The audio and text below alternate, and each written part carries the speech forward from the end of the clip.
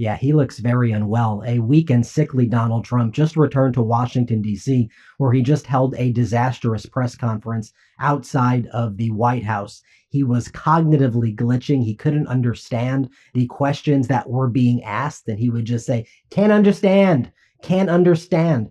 And then when he finally heard the question, he basically said that Russia's invasion of Poland with drones could have been a mistake. Let me show you what went down. But just to remind you, earlier in the day, Donald Trump attended the 9/11 ceremony at the Pentagon, where we saw Donald Trump's face like completely drooping. Now, I'm not a medical expert, but there are a lot of medical experts out there speculating about what this could be.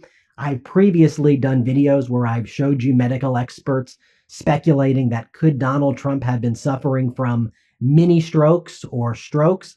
But if you take a look at this image right here, how to spot stroke symptoms fast, and you take a look at the way Donald Trump presented today, I think you'll see some correlation there. Also, we know from prior videos we've done here on the MeidasTouch Network that Donald Trump struggles to walk in a straight line. Just by one example, when Donald Trump had our military get on their knees and roll out the red carpet for Vladimir Putin, when Donald Trump was greeting Putin, he zigzagged and cannot walk in a straight line. We also know that Donald Trump struggles to complete sentences. He kind of mishmashes thoughts together and speaks in a very nonsensical way. So I want you to analyze what just went down today and at this disastrous press conference in front of the White House with that in mind.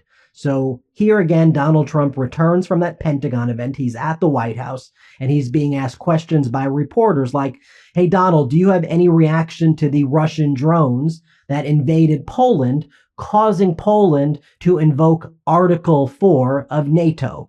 Donald Trump's like, "Can't understand. Can't understand." Here, play this clip. Handle it. Thank you.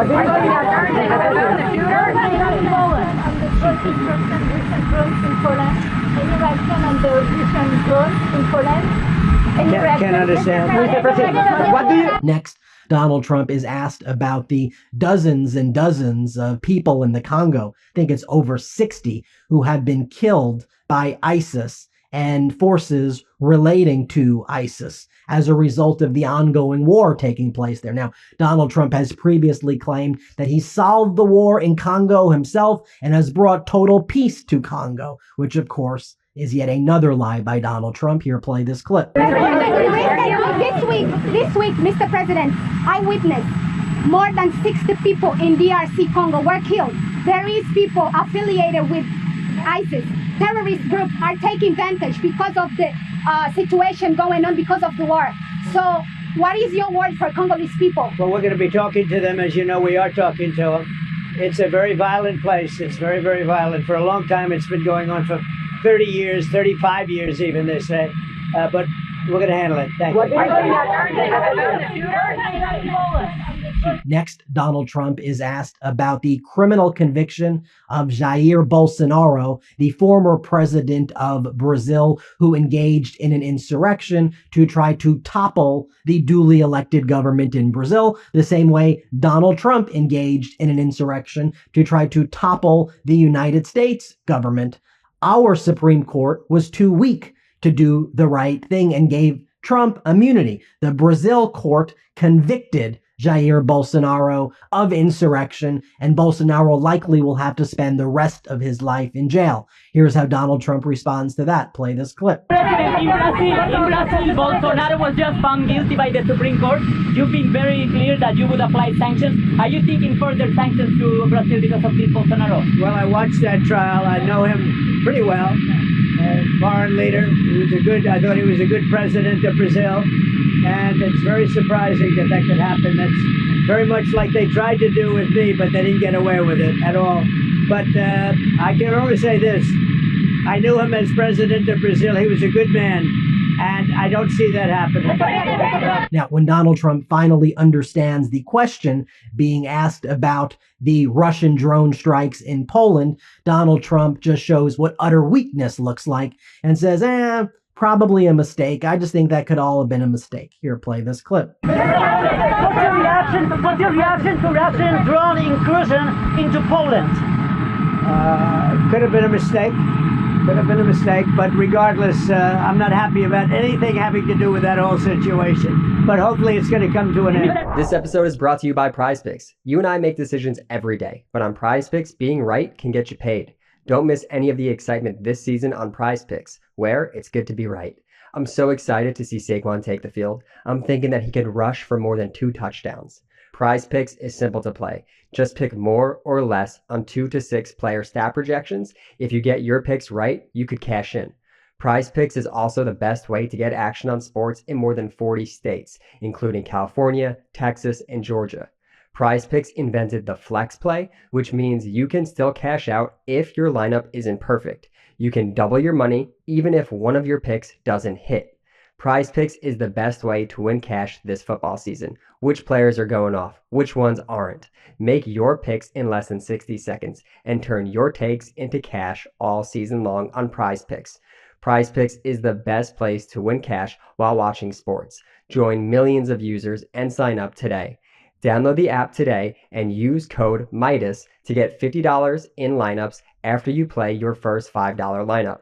That's code MIDAS to get $50 in lineups after you play your first $5 lineup. PrizePicks. It's good to be right. Next, Donald Trump addressing the assassination of Charlie Kirk. He once again blames it on leftists and Democrats, who Trump has basically previously called terrorists, and says we have a radical left group of lunatics, just absolute lunatics there. That's what Donald Trump is doing right now, trying to stoke the flames of division. Here, play this clip. Not really. I'm really concerned for our country. We have a great country. We have a radical left group of lunatics out there, just absolute lunatics, and we're going to get that problem solved. I'm only concerned for the country. Yeah. You know, I just think about how former President Obama and other presidents dealt with deadly shootings, targeted assassinations, things like that, trying to heal and bring the country together. Donald Trump trying to do the exact opposite right now. Of course, you've seen the photo by now of the suspect, this skinny, white-looking kid you see right here wearing a American flag t-shirt, Land of the Free, Home of the Brave t-shirt right there.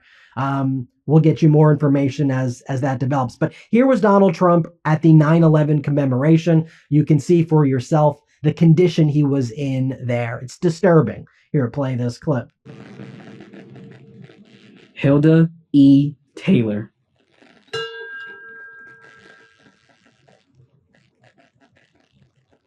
Lieutenant Colonel Kip P. Taylor, United States Army.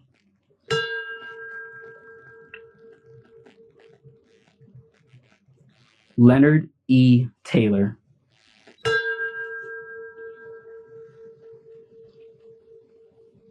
Sandra C. Taylor. Sandra D. Teague. Now, here's what Congresswoman AOC had to say about Donald Trump blaming Democrats and MAGA Republican Congress members blaming Democrats before we even knew the identity of who the shooter was. Here, play this clip. The president, at his speech, he was very critical of left-wing violence. What do you think of that message, and do you agree with him that left-wing violence is a problem? There is no understanding, as we know publicly, of who this individual is, what their motivations were, where they came from, whether it is a member of Congress, whether it is the President of the United States.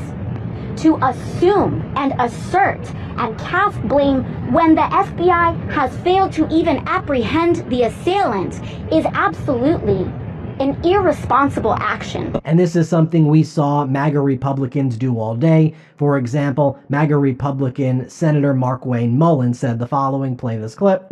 They robbed a voice that spoke common sense because of their hatred to people that disagree with them, but yet they're the ones that try to champion free speech. But we're not the ones out there trying to silence them through violence. It's ridiculous. And I know, Sean, that I'm not the only one out there hurting, and I'm not the only one that's upset by this. But when is enough enough? When is the Democrats going to stand up and apologize for the hatred and the lies that they have fed their base that's led to these actions? MAGA Republican Congress member Bob Onder said the following. Play this clip. Well, what for us? Well, everything has changed. If we didn't know it already, there is no longer any middle ground. Some of the American left are undoubtedly well-meaning people, but their ideology is pure evil.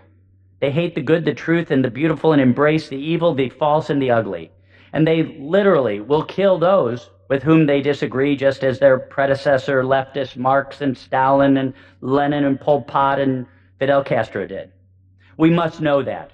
And that rhetoric is just so utterly, utterly dangerous and should never be in the discourse here in the United States.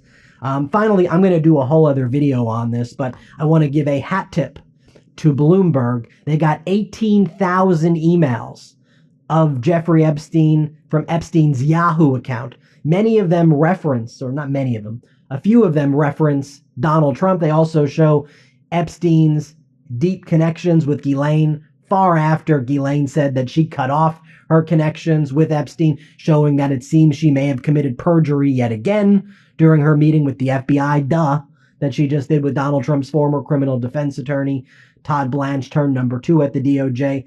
Let me just show you right here. This is from our Legal AF channel on the MeidasTouch Network. Michael Popak breaks down what was found in these emails and how it could be devastating for Donald Trump. Let's watch it. This is from Maxwell to Jeffrey Epstein. You have to assume this is right around the time, right before he signed the non-prosecution agreement. You have to assume I assume that's the prosecutors, went to Donald Trump, then Gossman, the docks in West Palm Beach, Pashkow, etc. Let's talk through that. Abe Gossman is a healthcare magnate who owned a property that Trump bought for $41 million, but only after a heated bidding war with Epstein. That's the reason they no longer talked after 2007, 2008. And this proves that point, or at least demonstrates that that was an event, a transaction that even Epstein was concerned about.